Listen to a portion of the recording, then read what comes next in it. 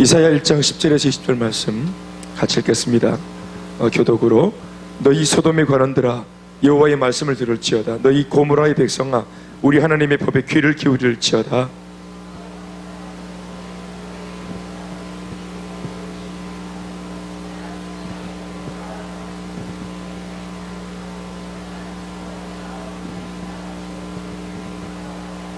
너희가 내 앞에 보이러 오니 이것을 누가 너희에게 요구하였느냐? 내 마당만 밟을 뿐이니라.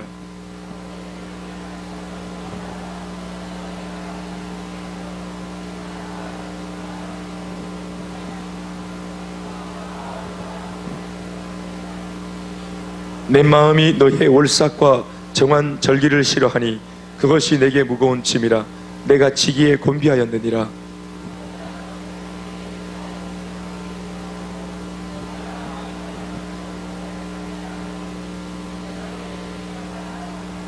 너희는 스스로 씻으며 스스로 깨끗하게 하여 내 목전에서 너희 악한 행실을 버리며 행악을 그치고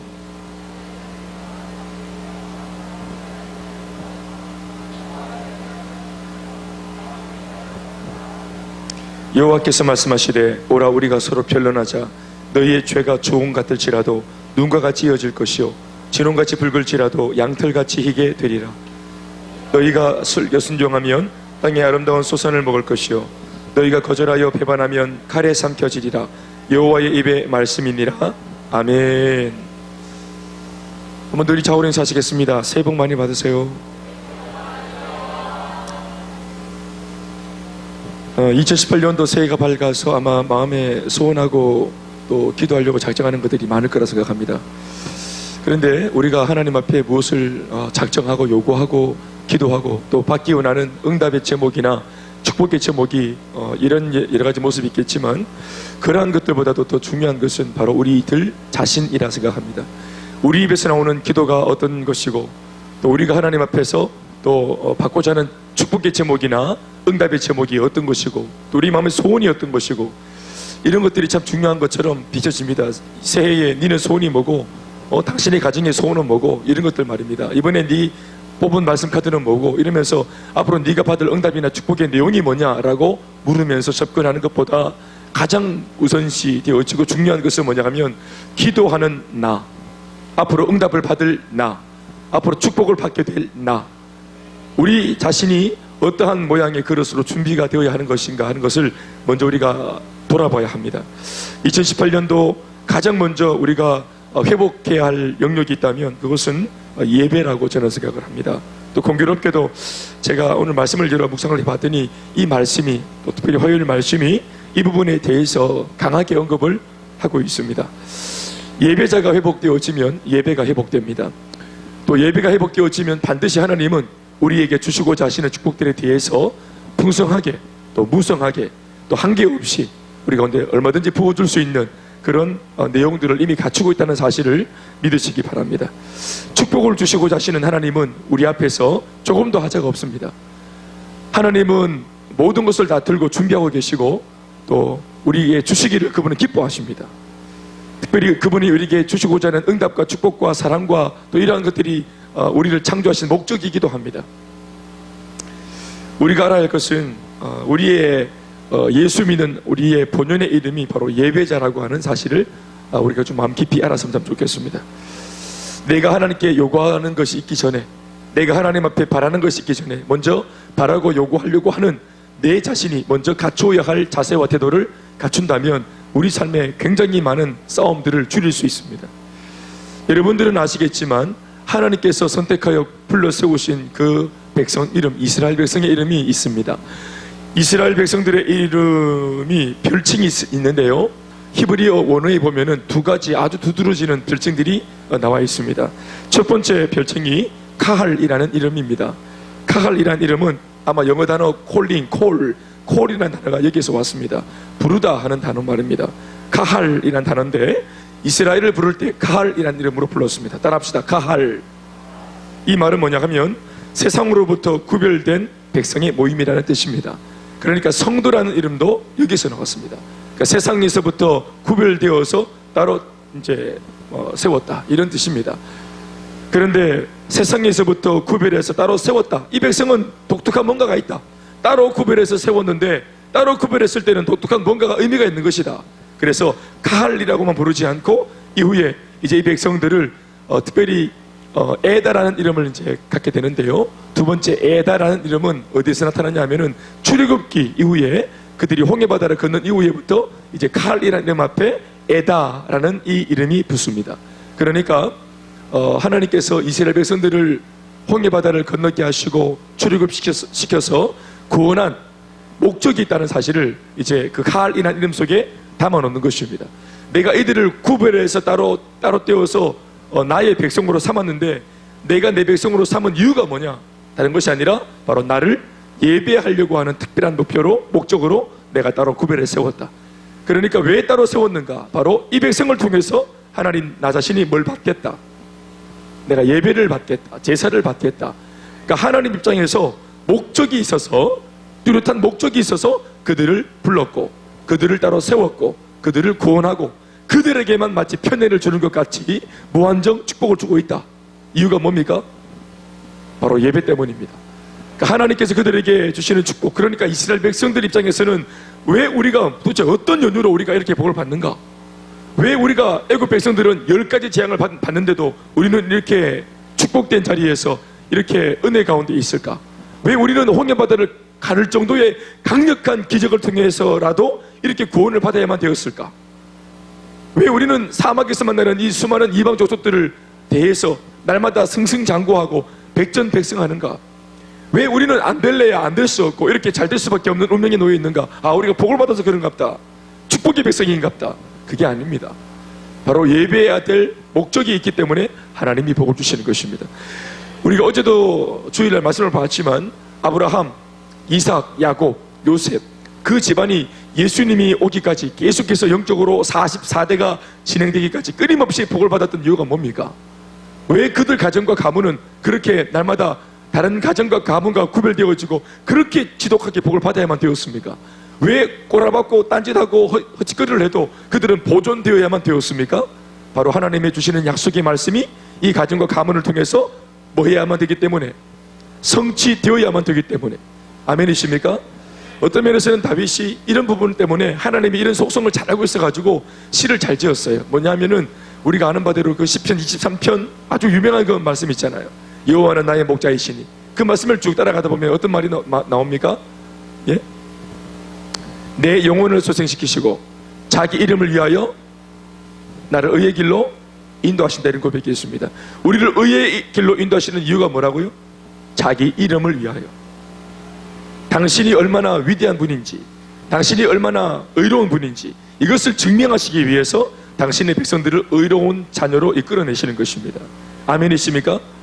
인간적으로 표현하면 이것은 하나님의 자존심과 직결되어진 문제입니다. 하나님께서 구원한 백성들이 불의하게 살고 또 세상의 영향력에 뭔가 이기지 못하고 날마다 악한 영향에 저촉되어서 무너지고 산다는 것은 그건 하나님의 백성답지 않은 삶이기 때문에 하나님이 지켜 보호하시는 것입니다. 사랑하는 여러분, 이스라엘 백성들이 왜 그렇게 구별되어진 축복의 삶을 살았습니까? 그들이 가할 공동체이기 때문에 그렇습니다. 그들이 에다 공동체이기 때문에 그렇습니다. 특별한 목적, 즉 제사를 위하여 모인 사람들의 모임으로 부르셨기 때문에 그들은 잘 되어야만 했던 것입니다. 구약의 이스라엘 공동체는 오늘의 교회 공동체와 같습니다. 하나님의 나라를 의미합니다. 구약 이스라엘의 존재 목적이 하나님을 예비하기 위함이었다면 오늘날 예수 믿는 우리들이 이렇게 교회에 모여서 함께 공동체로 모인 까닭도 바로 하나님을 예배하기 위함이라는 사실을 믿어 의심치 않습니다. 그래서 이사야 43장 21절 말씀에는 뭐라고 말하고 있습니까? 이 백성은 내가 나를 위하여 지었나니 창조하였나니 나의 찬송을 부르게 하려 함이라. 우리나라 말에는 찬송이라는 말로 바꿔놨지만 실제로 이 말은 예배란 의미입니다. 이 백성은 내가, 이스라엘을 말하는데 이 백성은 내가 나를 위하여 창조하였는데 이유가 뭐냐? 나의 찬송을 부르게 하려 함이라. 내게 예배하게 하기 위해서 내가 창조했다. 아멘입니까? 그러니까 이 예배가 참 귀한 의미입니다. 무엇보다 하나님 입장에서는 굉장히 중요한 의미인가 봐요. 오늘날 우리가 말할 때는 예배, 그러니까 이게 굉장히 어떤 하나의 제도나 어떤 형식처럼 느껴집니다. 교회에 와서 뭔가 틀을 갖춰가지고 신앙 고백을 하고 찬양을 하고 이러면서 뭔가 주보의 순서에 따라서 드리는 이것을 예배라고 하는 것 같이 보이지만 실제로는 이런 게 예배가 아닙니다. 하나님께서 의미하는 예배는 아주 단순합니다. 다른 게 아니고 하나님의 백성이 하나님을 사랑하고 인정하고 신뢰하는 마음으로 그냥 만나주는 겁니다. 하나님을 순수한 마음으로 만나는 것 자체가 그게 예배입니다. 여러분, 어떤 면에서는 창세기에 보면은 예배란 말이 없지만 하나님께서 천지를 창조하시고 아담과 하와를 창조하신 목적도 바로 그들을 통해서 예배를 받기 위함인데, 이때 예배는 어떤 거냐면 다른 게 아니고 하나님께서 만들어 놓은 창조의 영역 속에, 축복의 영역 속에 그냥 아담과 하와가 그냥 잘 순종하면서 잘 살고 하나님을 기억하고 또 잘 먹고 건강하게 살면서 하나님을 기억하고 하나님과 교제하고 하나님을 인정하는 거, 아멘이십니까? 그거 하나가 예배입니다. 하나님 주시는 축복 속에 거하는 거, 그게 예배예요. 하나님을 기쁘게 하는 거, 그게 예배란 말이에요. 하나님의 마음을 흡족하게 드리는 거, 그것이 예배입니다. 근데 이게 안 되는 거예요. 이거 하나가 안 되는 거예요. 하나님 은혜 속에서 주어진 은혜를 받고 그냥 우리 부부 서로 사랑하고 우리 아이들 건강하고 이렇게 하나님을 인정하면서 늘 그렇게 살면 이게 참 좋은 건데, 이게 쉬운 게 안 되어가지고 하나님을 부인하고 외면하고 부부간에 갈등이 일어나고 부모와 자식 간에 갈등이 일어나고 또 사람을 살아갈 때도 두려움이 깃들고 이러면서 복잡한 인생을 살아가는, 이게 왜 이렇게 되냐면은 예배가 무너지니까 삶이 복잡해지는 겁니다. 하나님을 인정하는 것, 아멘이십니까? 이게 이제 자유 영역 가운데, 우리가 자유의지 가운데 안 되어지니까 나중에 이제 이게 출애굽기로 넘으면 알겠지만 레위기에 이렇게 들어가 보면은 하나님께서 원하시는 법을 통해서라도 이 백성이 예배를 드릴 수밖에 없도록 올무를 만들어 놔버리잖아요. 그 예배가 얼마나 철저합니까? 레위기에서 요구하시는 예배가 얼마나 철저합니까? 그 예배 규례가 얼마나 빡셉니까? 그러니까 그 예배 규례를 다 안 지키면은 이게 하나님의 백성들이 온전한 삶을 살 수 없을 정도로 굉장히 촘촘한 예배 규례 속에 이 백성을 집어넣어 버립니다. 그렇게 해서라도 영적인 텐션을 가지고 다른 데 정신 팔지 말고 하나님을 집중하고 떠올리라고 장치를 만들어 놓은 겁니다. 지금은 이제 이러한 예배 형태가 되었지만 우리가 예배 시간에 찬양을 하고 기도를 하고 또 이렇게 막 말씀을 듣고 또 서로 교제하고 서로 또 성찬식을 하고 이렇게 하는 모든 행위를 통해서 하고자 하는 것은 단 한 가지인데, 하나님을 기억하는 것입니다. 하나님께 몰입하는 것입니다. 아멘이십니까? 특별히 예배 시간에 헌금도 있죠. 그건 무슨 말입니까? 헌금도 예배 시간에 왜 들어있습니까? 내 경제 생활의 능력, 이 모든 기초가 내 능력에 있는 것이 아니라 내 모든 경제 생활의 근간이 하나님께 있다는 사실을 기억하라는 것입니다. 이 경제의 능력의 뿌리가 하나님에게 있다는 사실을 기억하라는 것이에요. 그래서 신앙의 고백으로 헌금을 하면서 누구를 기억하는 것입니까? 하나님을 기억하는 거예요. 아멘이십니까? 지금은 이렇게 장치를 통해서 하나님을 떠올리도록, 그래서 우리가 보면은 예배 시간에 들어오면은 그래도 예배를 드리면서 하나님을 떠올리는데, 예배가 끝나고 바깥에 나가자마자 이내 곧 우리 속에 또 다른 많은 잡념들이 들어오지 않습니까? 그러나 예배를 드리는 시간만큼은 우리가 원하든 원치 않든 기도하며 찬양하며 말씀하며 여러 가지를 통해서 하나님을 계속해서 인식할 수밖에 없도록 제도가 만들어져 있지 않습니까? 원하기는 예배를 드리는 이때의 우리의 태도와 자세가 세상에서도 그와 같다면 우리는 공적인 예배에서도 삶의 예배에서도 모든 삶 속에서 예배를 성공하는 사람이 될 수 있다는 사실을 믿습니다. 오늘 이 이사야 시대의 말씀을 보니까 이 시대에 예배가 아주 성행했던 것 같아요. 예배가 굉장히 많았던 것 같아요. 뭐라고 말합니까? 월삭, 너희가 정하는 절기, 성회, 여러 가지 표현으로, 그리고 이 예배를 드릴 때 이스라엘 백성들이 굉장히 열정을 가지고 예배를 드렸던 것 같아요. 보면은 수많은 순양들, 무수한 제물들, 살찐 짐승의 기름, 또 어린 양이나 순염의 피, 순염소의 피, 이런 걸 들어보십시오. 이 모양 저 모양으로 예배도 많았고요, 집회도 많았고요. 게다가 한 번 한 번 집회 올 때마다 사람들이 하나님께 내어놓는 여러 가지 제물들, 이런 것들도 장난 아니었던 것 같아요. 오늘날로 치면은 사람들이 새벽기도 나오고 금요 예배 나오고 수요 예배 드리고 셀가족 모임 드리고 주일날 예배 드리고 또 아침에 예배 드리고 오후에 예배 드리고 이 모양 저 모양으로 끊임없이 예배에 동참하고 심지어 집에 가서도 가정 예배 드리고 이러면서 막 하여튼 예배가 넘쳐났습니다. 예배 올 때마다 그 많은 예배를 또 한두 번도 아니고 때마다 시마다 예배 올 때마다 일일이 다 깨알같이 글로 막 무슨 하나님 감사합니다 이런 내용을 적어가지고 헌금도 많았던 것 같아요. 양과 소와 짐승들의 피가 많았다는 것을 보면은 예배가 풍성했어요. 그런데 단 한 가지, 이 모든 예배 행위의 의의는 하나님을 기쁘시게 하는 거예요. 결국 예배는 내쫓아고 드리는 게 아니라 하나님을 위해서, 하나님이 예배의 주인입니다. 하나님을 기쁘시게 하기 위해서 예배를 드리고, 예배를 드리는 것을 통해서 하나님은 받으시는 분이고 우리는 하나님께 드리는 존재, 그러니까 우리가 하나님을 인식할 수밖에 없는 이 중요한 교훈이 예배 속에 담겨 있어요. 그러니까 하나님을 인식하지 않고서는 예배 자체가 성립이 안 됐죠. 그런데도 희한하게 이사야 시대의 이스라엘 백성들은 이런 거짓된 예배, 망령된 예배가 굉장히 가능했던 모양이에요. 하나님이 없는 예배, 예수가 없는 예배, 성령이 빠져있는 예배, 모든 게 다 갖춰져 있는데 정작 그 예배를 받는 분이 그 예배당에 들어가기를 꺼리고 두려워하는 예배, 우리끼리 모여서 북치고 장구치고 떠들어대고 노래 부르고 하는데 정작 그 예배를 받는 분은 그 예배당에서 견디지 못해 하시는 예배. 너희들이 내 마당만 밟고 지나간다, 나에게 보이러 오니 내가 이것을 견딜 수 없노라. 예배를 드리러 오는 것이 아니라 예배를 보러 오는 거예요. 하나님한테 나 왔다 갔다고, 안 드리자니 찝찝하고 드리자니 빡세고, 그래서 그냥 왔다 가는, 마당만 밟고 가는, 옛다 하고 적선하듯이 동냥하듯이 헌금 얼마 딱 넣어가지고 드리는 이러한 모양새 예배 말입니다. 하나님이 정말로 화가 나고 안타까움을 갖고 있는 연유가 뭡니까?